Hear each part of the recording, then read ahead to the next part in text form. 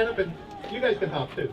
How many of you have grandchildren under 30 years old? And how many of you have friends or family under 30 years old? Yeah, I think I got it covered. And all of you, and you can stop hopping, or you can keep hopping if you want, that's okay. The point is, all these young people, I'm getting old enough to say that, all these young people will likely live another 50 years. The world you live in, or your children or grandchildren will live in 50 years from now, is going to be very different from the world we live in now. And that's why I do what I do. It's for my 2 granddaughters and for all the future generations on this planet. Scientists now say that if something isn't done, the planet will heat by 6 degrees average. Personally, I don't think we should talk about 6 degrees. It doesn't sound like that much. Actually, this is a really big deal. I think we should be talking about these things. We should be talking about the loss of the Arctic ice pack, the loss of glaciers, the loss of our continental ice shelves in Greenland and Antarctica, inundation of our coasts if I sea level rise. And they say, I think 90% of the people live within 100 feet of sea level. The collapse of the ocean food chain from acidification of the ocean, super destructive superstorms and flooding, extensive droughts and crop failures, widespread and intense wildfires, massive species extinction, and for humanity, increased disease, hunger, dislocation, and probably war. These are the consequences of global warming if we don't reduce greenhouse gas pollution. And all of these things are already happening. 2012 was the hottest year on record in the United States. We saw the smallest Arctic ice pack on record this year. Unprecedented heat waves last spring in the Midwest. A drought that caused massive crop losses is still continuing.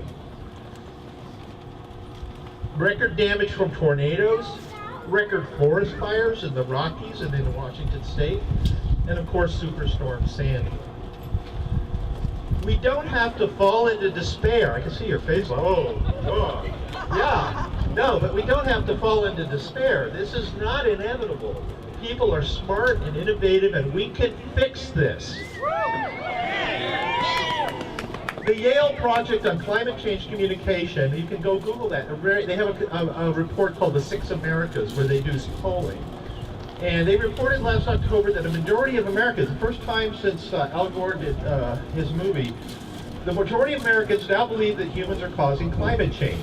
Interesting, 54% of the public versus 97% of scientists. They also said that 88% of Americans would make an effort to reduce global warming even if it has economic costs.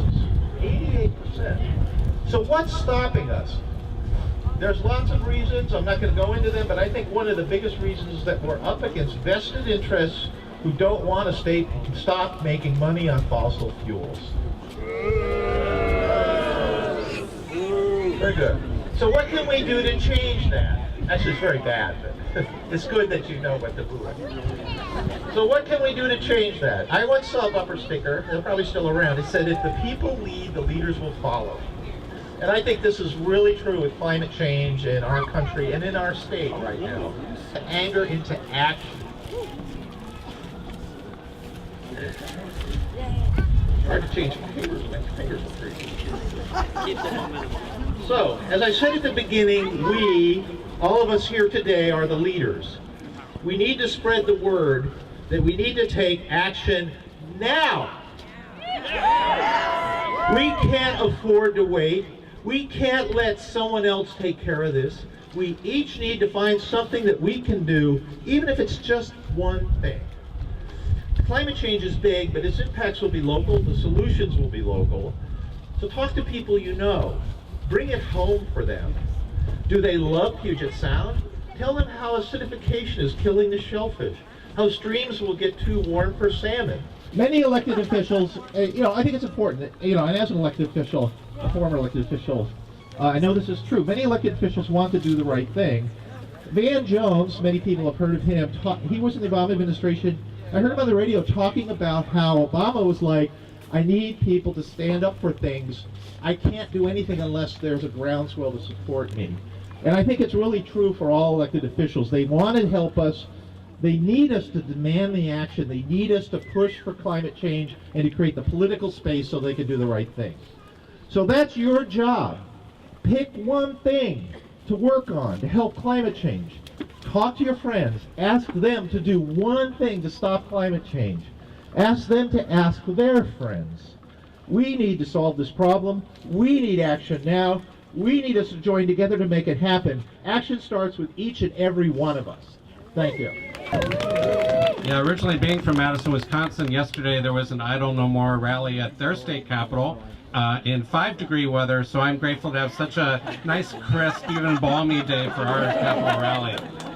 So, so you've heard the bad news is despite all the evidence on climate change, instead of growing smaller, the fossil fuel monster is continuing to grow. In places like the Alberta tar sands, the Powder River Basin, in Wyoming and Montana, the Bakken Oil Formation in North Dakota. The good news that they don't want us to know is how vulnerable these companies are to creative social movements. The Achilles heel of the fossil fuel monster is shipping, and in particular ports. They have to haul, in a heavy haul, this gargantuan mining and fracking equipment on trains and highways from the ports to places like northern Alberta, Wyoming, and North Dakota. They also have to ship out the fossil fuels via pipeline, via rail, via barge, and we've seen incredibly creative social movements. We're part of a very powerful and growing and exciting movement across North America. We're going to hear about the coal trains and the coal terminal and the alliances to stop that. We've also seen the very powerful alliance against the Keystone XL pipeline in the Great Plains with farmers, ranchers, native people, environmentalists committed to blockading that. What we don't hear as much about is what's going on right now in British Columbia, is blockades by First Nations and injunctions using their sovereignty of First Nations against the planned Alberta tar sands oil pipelines to the coast, to the port of Kitimat, to export that oil to Asia. And that is actually an area that was recently hit by an earthquake. Not a really cool place to put an oil pipeline. We've also seen in Idaho the Nez Perce tribe leading opposition to the heavy haul of Alberta tar sands equipment up to Alberta. Now it's being offloaded at Columbia River ports and shipped by truck through Spokane. So that's another weak supply line for this monster to continue to operate. And here in the port of Olympia, we have a heavy haul literally going on right now of supplies for fracking, for hydraulic fracturing in the Bakken Shale Formation of North Dakota and Montana. What they're actually shipping in from China, we send them the coal, they produce energy, they send stuff back in order to mine fossil fuels in North America. It's called proppants, these 1.5 ton bags of a sand ceramic mixture that's literally used to prop up the earth deep underground during the fracking process, which, if you've seen the documentary Gasland or the new fictionalized film Promised Land, is associated with chemical releases into groundwater, tap water catching on fire, even small earthquakes in places like Ohio. So there's a 2-year contract by a Houston-based firm to ship these bags from Tianjin, China, and there are so many down there at the port now that they have to cover them up with tarps. They ship them out via rail through Spokane to North Dakota. I have a friend from North Dakota. She's from the Fort Berthold Reservation, Candy Mossett. She's an organizer now with the Indigenous Environmental Network. This is the homeland of the Mandan, Hidatsa, and Arikara people. When she was in college some years ago, she found that she had a tumor, and she began asking around the community. And she found out a lot of her friends from high school had cancer. A lot of people in her tribal community had cancer. It took her 5 surgeries to deal with this cancer. And she now speaks around the world, the United Nations, Congress, about the crisis facing her community from both oil and gas extraction completely surrounding their reservations. So our port, our public port owned by us, is implicated in this human rights crisis, in this human tragedy. So we can do something about it. We always have a way to act globally by thinking globally, by acting locally.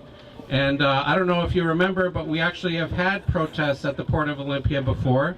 That was about shipping equipment to maintain a war for oil companies in the Middle East. This time the equipment is going directly for the oil companies themselves. And so we can expose this and do something about it.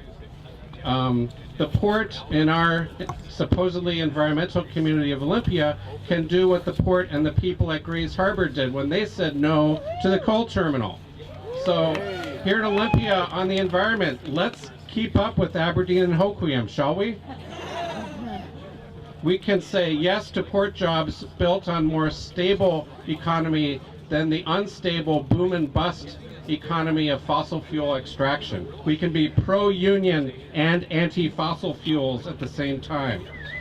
Let's demand that our ports stop importing and shipping fracking supplies and import more wind turbine blades instead for a more renewable future. And if they don't, we can see that on the City of Olympia's own map, that the Port of Olympia would be part of the zone that would be inundated by sea level rise. So ironic, isn't it? Whose port? Our port. Whose port? Our port. Get used to it again. Finally, I just want to say that we in Washington should really be standing firm with the tribes, in particular with the Lummi Nation. The erosion of the rights of Native peoples has always been an early warning of the erosion of the rights of everyone in the society. If their burial grounds can be desecrated by a new coal terminal, then no graveyards are safe. If their fishing grounds, protected by treaties, protected by federal and international law, can be destroyed by a 300-foot coal terminal, then no fishing grounds are safe. If their shellfish beds can be inundated by coal dust from a coal terminal like we've seen at Tsawwassen, BC, then no shellfish is safe. We stand with the First Nations, not only in solidarity with their rights, but treaty rights are good for America and good for Washington. So the people of Washington and the people of Olympia are idle no more. Thank you. Hello. My name is Josephine Ferrarelli, and I'm with the Power Past Coal Coalition, whose mission is to end all new coal export from the West Coast. I'm also here to represent my strong personal opposition to the proposals of Peabody, Ambray Energy, and Arch Coal's new facilities. We who are called by conscience to act in the interest of our climate can feel the difference between everyday matters of personal and civic responsibility and great matters. Stopping coal export is a great matter. It makes no difference if I shorten my commute or I insulate my windows, if I allow 92 million tons of coal to be sold and shipped through my home state. It makes no difference to the future of our state if we're on track to close the last coal plant, if we accept a role in this short-sighted, money-grabbing catastrophe. By what fanciful accounting can we excuse ourselves from adding 208 million metric tons of carbon emissions from coal proposed to pass through Washington to our current state total of 77 million? To be clear, that's nearly 3 times the amount, which sounds like a joke, but it isn't. Any power I have comes from my conviction that this is the great matter, that no task is too mundane, bureaucratic, laborious, or intimidating to shake me off of it. Peabody's Cherry Point proposal is still open for scope and comments until the 21st of January. So if you haven't done that yet, I have some information here about how to write a scope and comment.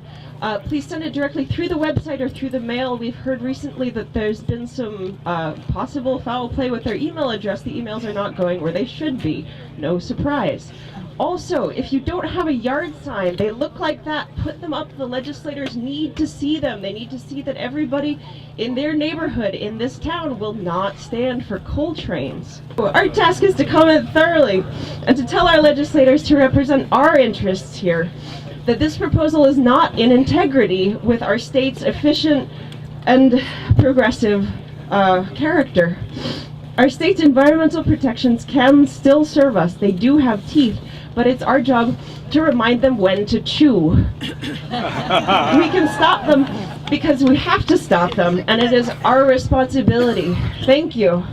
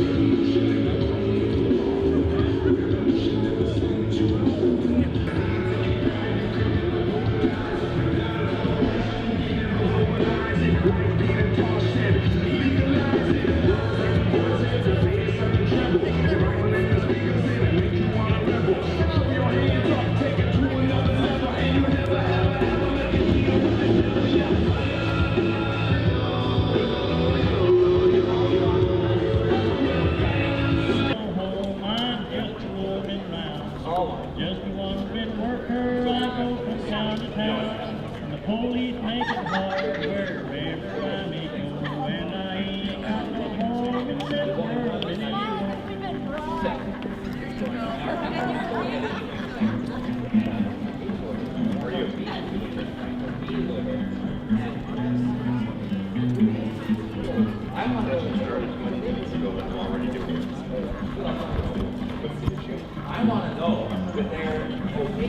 My brothers and my sisters are stranded on this road. My heart is old and a million feet across.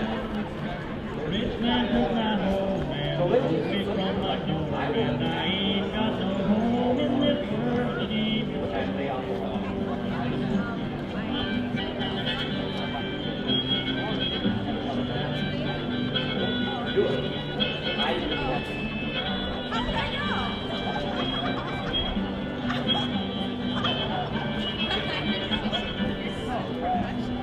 World around me got a little colder.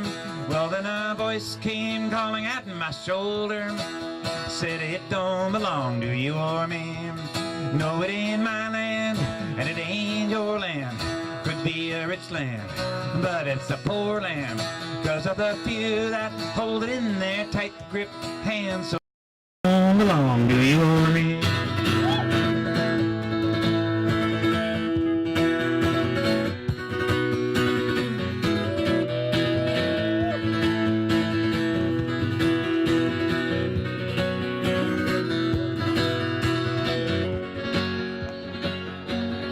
From the boardrooms of corporations to the back roads of desperate situations, it's a confused and disunited nation, all the way from sea to shining sea. From the urban war zones of the busted streetlights to the toxic wastelands of the bad test sites, from the open strip mines to the clear-cut forest. Oh, it's a sad sight to see. I see the downsides, I see the layoffs, the corporate welfare, politicians' payoffs. I see the breadlines that never make the headlines, 'cause they are not so entertaining on TV. when they can reduce you to just a number, when they can knock you down and they can plow you under, and when the only thing that matters is the dollar, then you know it don't belong to you or me.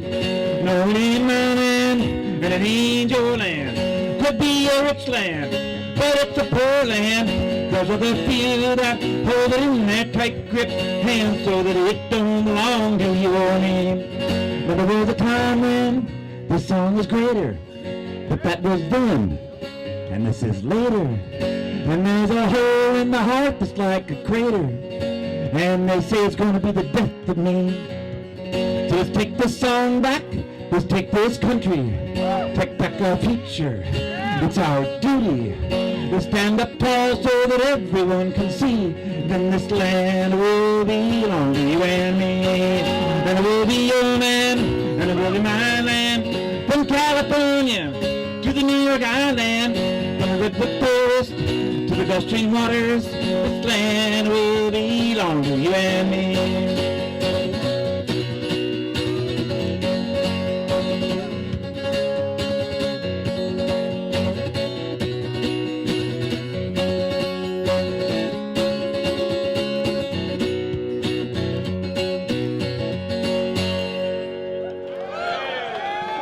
This song is written about Olympia person Rachel Corrie, who probably everybody knows who Rachel Corrie was, so I don't need to say anything about it. So I'll just sing the song. The song is based on letters that she wrote home to her parents, in which one of them she's described the conditions where she was in Palestine, and then she said how sad it made her to see people having to live like that and struggle through their lives like that. And how she said, in her words, she said, "I would rather be dancing to Pat Benatar. But until I can see that I have made some change in these people's lives, I'm going to keep doing this work." And I don't know, sometimes when I have to like play in a place that's really cold or something and my hands are falling off, I think, Jesus, I want to be home. But this is nothing. This is nothing. You know, I think of what, you know, that sort of thing, and it kind of makes me feel small and stupid and ineffectual. So this is an honoring song for not just Rachel. Her name is never mentioned in the song. I did it on purpose, because it's a huge idea. It's not just Rachel, it's a whole bunch of people all over the place. You meet them every day. You know, it's an honoring song for a way of being, I guess. It goes like this.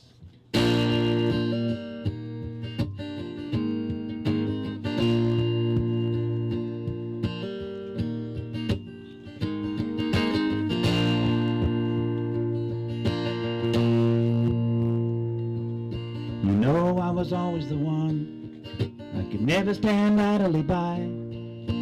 Watch while the bullies beat up on the weaker ones. I had to do something to try. And I never gave up on people, that we could be better somehow. Morality's compass, you gave it to me, and I still follow it now.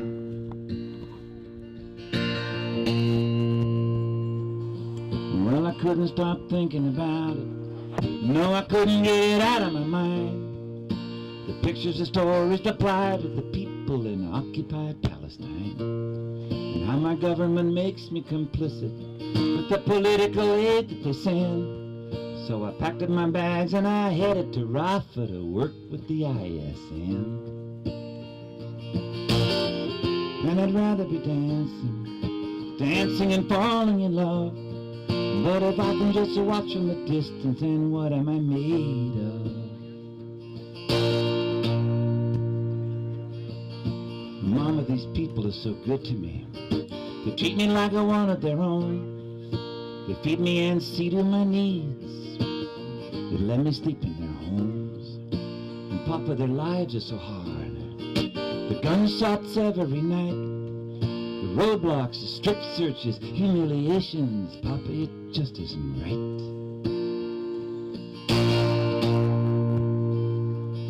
Well, I can feel my privilege. It's there in my American face.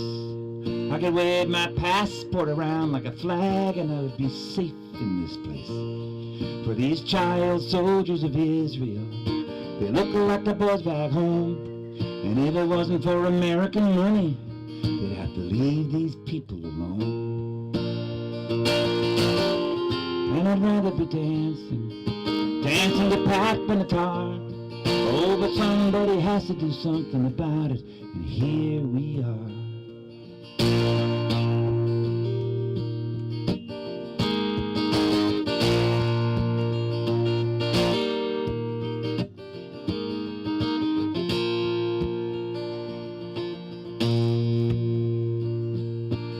tractors are coming today. They're like tanks with bulldozer blades. The name on the side says Caterpillar, and that means they're American made. Well, I am American too, and I'll be where everybody can see. So if they want to run over those houses today, they're gonna have to run over me.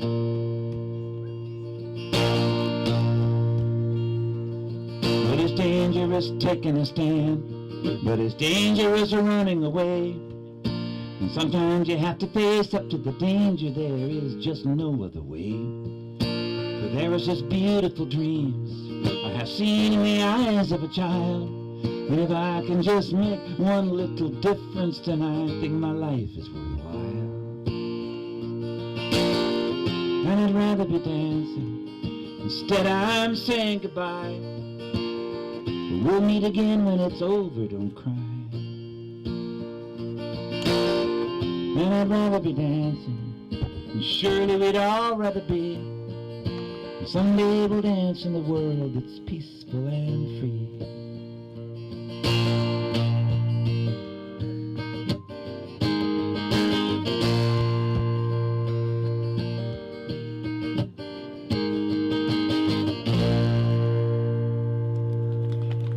Out for him. He performs here every now and then at traditions and all over the place.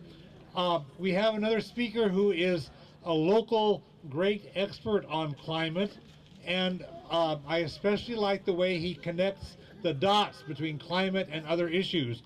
Gar Lippo is active on a number of issues. He is the author of the book Solving the Climate Crisis Through Social Change, and another recent book, Cooling a Fevered Planet. He is fun to listen to because he connects the dots, he makes good sense, and he's a great friend. Gar Lippo. Hi everybody. One of the things I'm here today to tell you is that climate change, as you know, is a large-scale problem, and while local action is essential and great, climate change also requires action on that same large scale. As residents of this planet, of this nation, of this state, we've got to recover our ability to think on a large scale. We've got to overcome our fears of fundamental change. Thinking big used to be an American tradition, and it can be again. Part of recovering from this is we've got to lose our fear of government spending, of government, of taxes, of spending, of rules that protect all of us. We've got to stop thinking of those as the worst things in the world. We've got to remember the Economics 101 lesson that there are some things only the government can do, and that there are other things that are best done publicly. I understand the fear many of us have of government.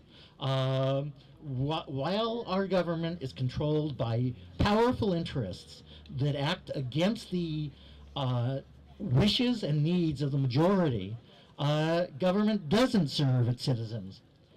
But if we want to tackle the climate crisis, if we want to tackle the jobs crisis, if we want to tackle many of the hundreds of problems we're neglecting right now, we're going to have to stop demonizing government and make it serve we the people. Washington State may well lead this country in awareness of the climate crisis, but it's time it lead this country in action as well. We need to put public resources into green jobs and reducing greenhouse gas emissions. Let Washington State lead. Come on, let Washington State lead. Let Washington State lead. And while we're letting Washington State lead, let's press our national leaders to take national action too.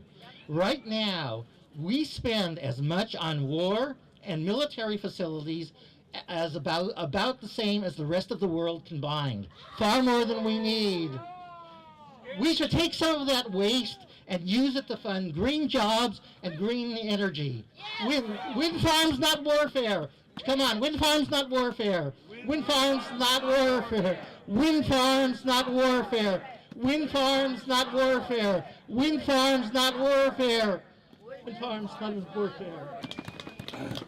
Yeah, if you want to read a great book about that he wrote about connecting the dots, I really highly recommend solving the climate crisis through social change. He makes some great connections between social justice, economic justice, and the climate. It's a great read and very well researched and documented. Carlo Levy and Joey Gray are activists with Tar Sands International from Seattle, and Carlo is an independent activist based in Edmonds. He's been very active fighting tar sands, coal exports, drilling in the Arctic, and has also been promoting community solar and sustainable lifestyles.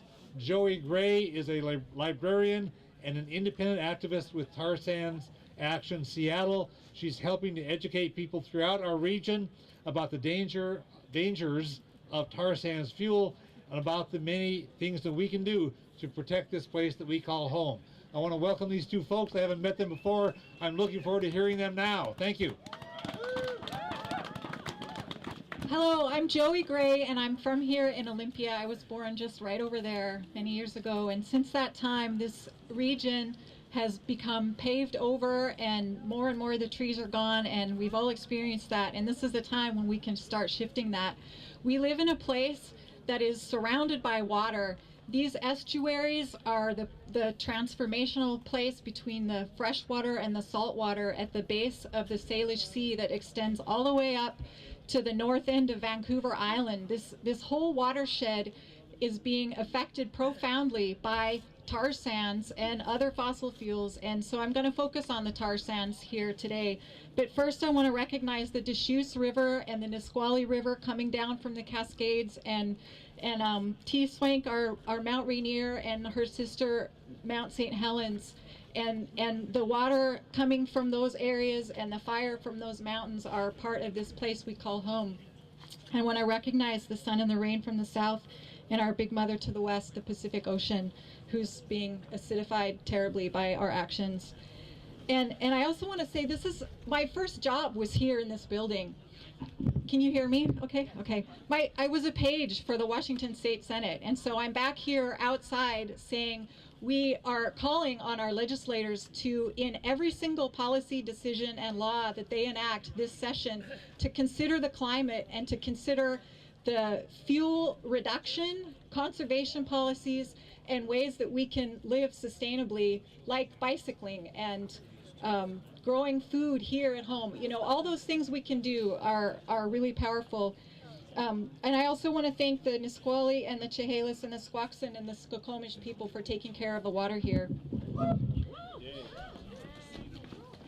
We have many allies. We've seen just in the last year or two the Occupy movement rise up and say things that we've all been feeling for a long time, and that sense of being out there with strangers and saying, we're together in this, and these issues are all connected, and we can change it. And the tar sands are a beautiful example of that, as horrifying as this mess is. And it's the Alberta tar sands are, if you were to drive to Calgary, Alberta, that's about 15 hours from here, over by Banff and up across the Rocky Mountains.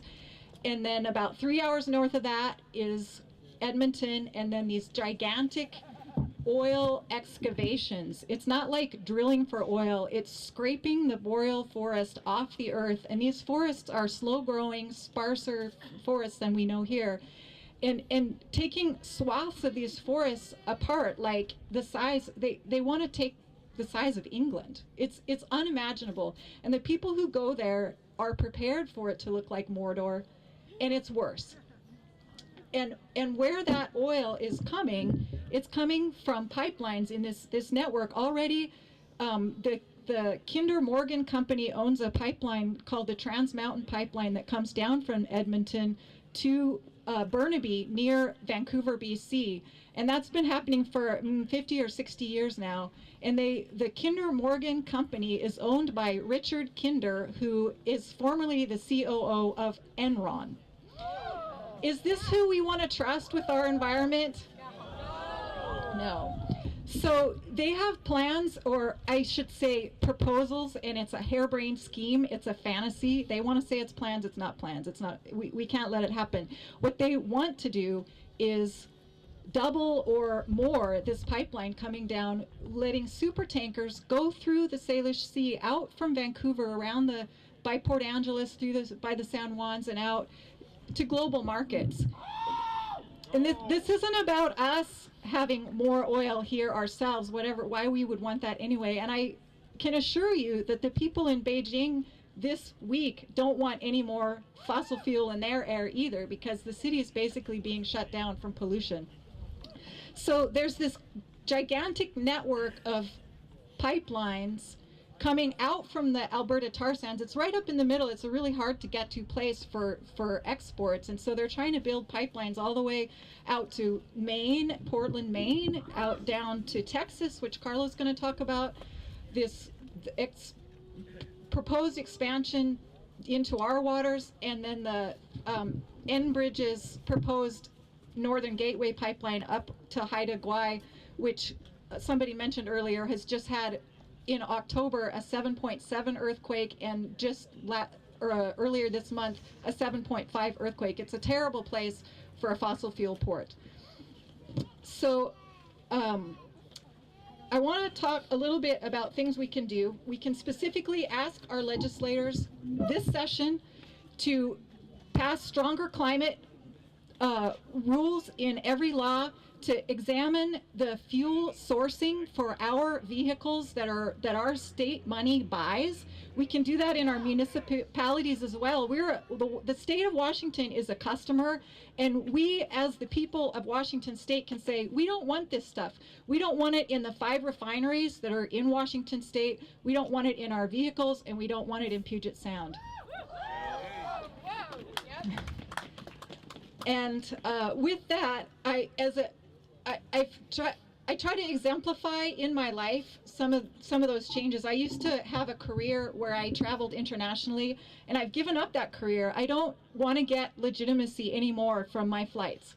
It's something that is part of my past. You know, we've all lived in whatever ways we were expected to live growing up, and I want to end with this quote about success, because we have a lot of media telling us what success should be in our culture, and part of this transformation is about redefining what success is. The planet doesn't need more successful people. It desperately needs more peacemakers, healers, restorers, storytellers, and lovers of every shape and form. It needs people who will live well in their places, right here with our water and our wind. It needs people of moral courage, willing to join the fight and to make the world habitable and humane. And these needs have little to do with the success as our cultures defined it. And I want to thank everybody for being here, and the organizers especially, and all of our allies across the world, and hand it over to Carlo now to talk about the Keystone XL pipeline. Great, thank you, Joy. So how many people here have heard about the Keystone XL pipeline?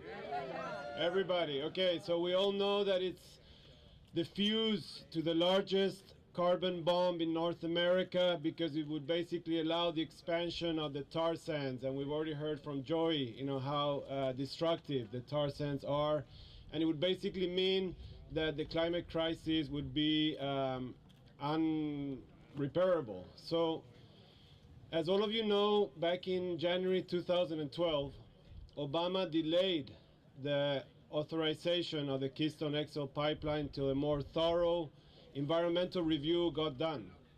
But he only did so because of huge public opposition, which was spurred by the largest act of civil disobedience the environmental movement has seen in over a generation. And I was one of those 1,200 people who got arrested outside the White House in August 2011. I was also there to join 12,000 other people to circle the White House several times over on November 6, 2011. So you can imagine how happy we were with the results of putting our bodies on the line, you know, so quickly. After a few months, Obama was making this great decision. But it wasn't very long before TransCanada, the Canadian company that's building the pipeline, decided to split the project in two, and with Obama's blessing, the southern leg of the Keystone pipeline started being built from Oklahoma to Texas. Okay, so that's currently happening now. I don't know how many people know about that. Fortunately, small group of young activists got together with affected Oklahoma and Texas landowners and community members and started the tar sands blockade. How many people have heard of the tar sands blockade? All right. So they've been taking sustained, nonviolent, direct actions to physically stop and delay the pipeline by doing tree sit-ins, by chaining themselves, locking themselves to construction machinery. Over 30 of them have been arrested so far, but they've been really, really inspiring scores of people across the country and the world. And they inspired me so much that I was finally able to save up some money and join them in Texas 2 weeks ago for a training action camp with 100 other environmental activists, and it was a really powerful, special, beautiful experience for all of us. One of the things that they're really good at is not only focusing on the environmental and climate impacts, but also looking at components such as environmental justice and environmental racism. The way First Nations in Alberta are being affected, by the poisoning and destruction of their lands and water. The way the communities that suffer the worst health effects from the refineries in the Gulf Coast tend to be low-income Latino and African American communities. So we always have to keep that in mind and build alliances with those communities and show solidarity too.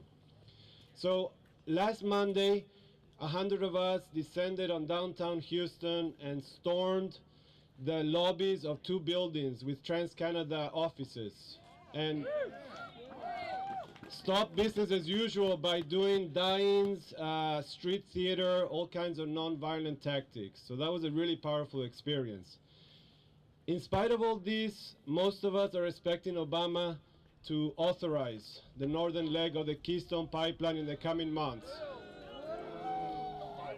So there's a lot more blockading to do, okay? And the closest place from here is probably going to be eastern Montana. So when the time comes, so what I'm really trying to get at here is that if we really want to solve the climate crisis, we are going to have to get more involved in activism and putting our bodies on the line. We also have to follow all the other things we've been talking about, but we need that to happen. Like Bill McKibben says, we can't compete with the vast amounts of money and political influence that corporations have. But what we have is our bodies, our courage, and our spirits. So we're going to need a lot more of us to realize that the consequences of putting our bodies on the line are far lesser than the consequences of doing nothing. So we really need to get involved with direct, strategic, well-organized actions all over the place. And yeah, that's it. Thank you. If you want to connect with the organization that's sponsoring this, the climate group within the Olympia Fellowship of Reconciliation, I have a clipboard and a sign-up list that we can circulate. We have over 20 people who are active with the group, and we can certainly use more people and do more activities. There's a lot of stuff going on and a lot of ways to help. Jess Spear is our next speaker. He's a research scientist at the Burke Museum of Natural History at the University of Washington and a member of Socialist Alternative. Jess Spear, please. Thank you all for being here in the freezing cold weather. I want to talk a little bit about global warming in the context of the global economy and what I think we can do to really tackle this global issue. So, in the wake of Hurricane Sandy, 68% of Americans now think that global warming is a problem. This is an increase of 22% in just the last 3 years. Yeah, this is great. But this shows that a storm following record heat and drought can undo the skepticism that's been bought by the fossil fuel industry. Absolutely, we should be very happy about that. Unfortunate that it took a big storm, but the point is that it can be undone. But I think we also need to think about the fact that the fossil fuel industry, even having the economic power to buy that skepticism, to fund documentaries, and to fund so-called climate change experts to report on their skepticism on TV shows us the enormous challenges that we face. The technology to transition society away from fossil fuels already exists. There is no shortage of ideas of how to power society on renewable energy. I mean, the sun and the wind are there. Why are we not using them on a more massive scale? The evidence is clear that we have to move away from fossil fuels, but why isn't this happening? I think the answer to that question, we have to recognize that the way that how industry is organized in the global economy is the main culprit behind climate change and the main obstacle to seriously fighting it. We should absolutely fight against the continued use of coal and oil and gas in industries that are obvious, like transportation or electricity generation. But we also have to understand that the entire global economy is fossil fuel intensive, from the way that we power production to the raw materials used to make products. The first barrier to stopping global warming is the existing fossil fuel-based infrastructure. We have to recognize that the global economy is based on profits, on maximizing profits. That means that every decision, every economic decision that's made on what is produced or how it's produced is based on increasing profits. You know, as a socialist, I see the global economic system of capitalism as the root of the problem. It fails to meet the needs of humanity, it ruins the environment, it fails to solve the global climate crisis, and ultimately needs to be replaced. Because this economic system, in its quest for profit, tends to produce a glut of goods that society really does not need. Take, for example, the plastic industry that produces a massive amount of non-biodegradable products that just end up in landfills. Billions of dollars were invested in this profit-making infrastructure, and corporations want to continue to capitalize off of that. I mean, it's extremely profitable to continue using fossil fuels. 3 of the top 5 Fortune 500 companies are fossil fuel companies. Yeah, boo. Transitioning to renewables, in contrast, is going to require that we build an entirely new infrastructure. It means that we have to find new raw materials. So the point of that is that there's no incentive, there's no economic incentive right now to make that dramatic shift. All of the solutions that have been offered so far, cap and trade, carbon taxes, going green, they all fit within the framework of this current system. Cap and trade and carbon taxes, well, I mean, I think we should absolutely put a cap on emissions, and we should charge, for pollution. But unfortunately, the businesses, the big corporations that we're trying to rein in, all too often are the ones that are drafting the regulations and writing in the loopholes that allow them to continue to pollute. One of the leaders of the pipeline protests, Naomi Klein, she remarked afterwards, "I don't think we could have won without Occupy Wall Street. I can't imagine we could have." So there is the lesson that we have to draw from that victory. It is pressure from below, from thousands of people to millions, hopefully, eventually, in the streets, demanding change that will win the day. We must begin to build this mass movement to pressure industry and the government to do what is necessary, not what is profitable. I get this to stay. So how are we going to build the mass movement? How are we going to get millions of people to come together to demand change? And here's what I'm going to say, something I think is, unpopular, but I think it needs to be said. We have to understand that the vast majority of people that we need to join us here on these steps and in the streets are not going to join a movement just to save the environment.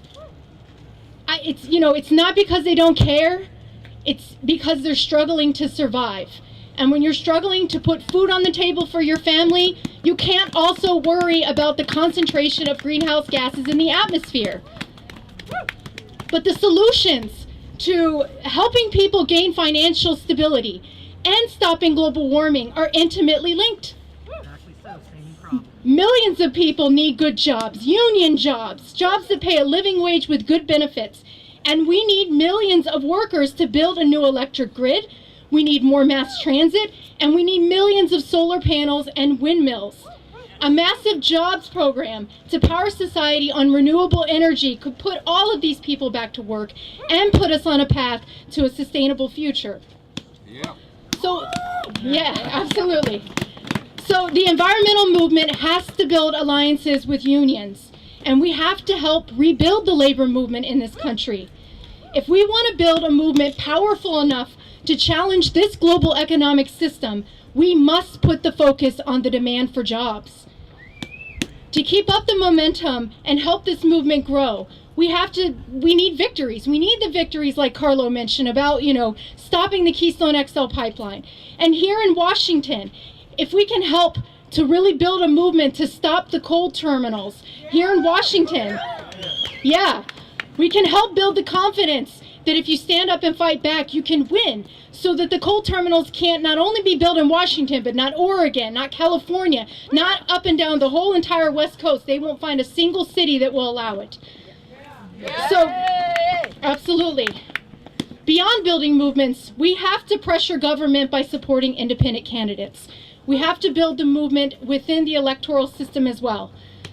At least 9 of the politicians that are going to decide the coal terminal in Bellingham have received thousands of dollars in campaign contributions from the corporations that are pushing for this. I don't have time to name them all, but they include U.S. Senator Patty Murray, U.S. Congressman Rick Larson, these are both Democrats, Democratic Governor Christine Gregoire, Democratic Bellingham Mayor Kelly Linville, and so on.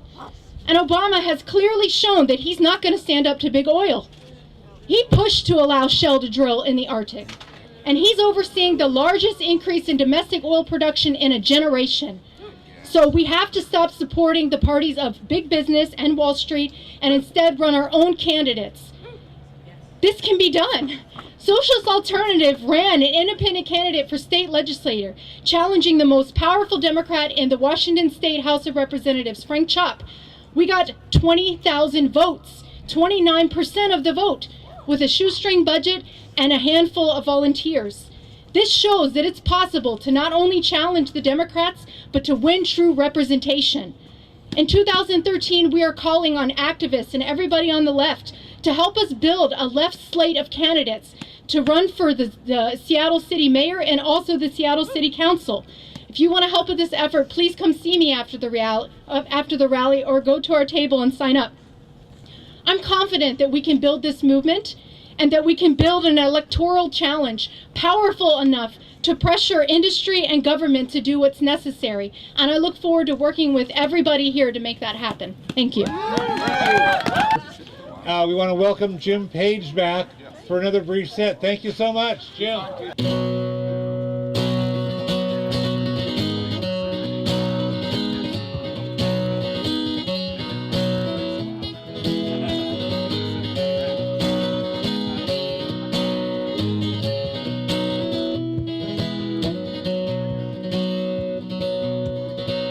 Well, I want a new America. This stuff's getting old. I'm tired of being hungry and I'm tired of being cold. I'm tired of getting lied to every time I turn around. I want a new America. Oh, this one's coming down. I want a new America. Yes, you heard me right. It's been so dark so long I can't remember what it's like. We've been leaving bloody fingerprints everywhere we go. I want a new America. Oh, something's gonna blow. Yes, it's a good idea. Yes, it can be true. I want a new America, and I think you do too. Yes, the change is coming. I can feel it in the wind. I want a new America. It's coming around the bend. It's coming around. It's coming around the bend.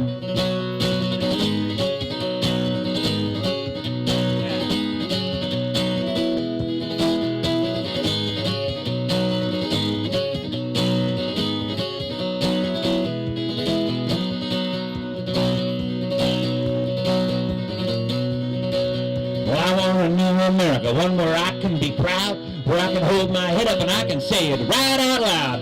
I'm tired of making excuses for every mess we make. I want a new America or something's gonna break. I want a new new America. We can be better than this. We can learn to say hello rather than always making a fist. Goodbye to playground bullies. Goodbye to guns and drums. I want a new America. The time has come. Yes, it's a good idea. Yes, it can be true. I want a new America, and I think you do too. Yes, the change is coming. I can feel it in the wind. I want a new America. It's coming around, Ben. It's coming around. It's coming around.